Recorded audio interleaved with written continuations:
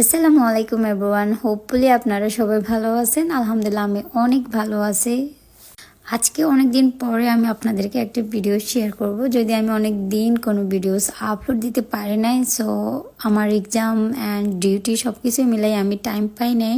So আজকে মনে হয়েছে যে আমি আমার ভিউয়ার্সদের কাছে একটা ভিডিওস আপলোড দিই। সো অনেক দিন যাবত ভাবতেছিলাম কোনো একটা ভিডিওস এডিট করব। সো আমার গ্যালারিতে অনেক ভিডিওস আছে, যদি আমি এগুলা কখনো এডিট করতে বসি নাই।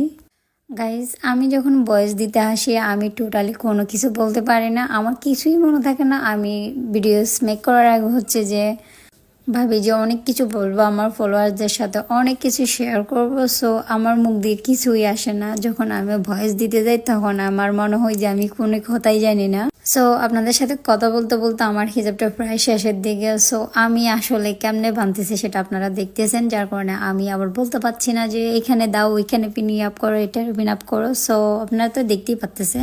সো এটা হচ্ছে যে আমার রেগুলার হিজাব টিউটোরিয়াল, যেটা আমি পরে ডিউটিতে যাই অ্যান্ড বাসায় আসি। সো আল্লাহ হাফেজ, সবাই ভালো থাকবেন, বাই।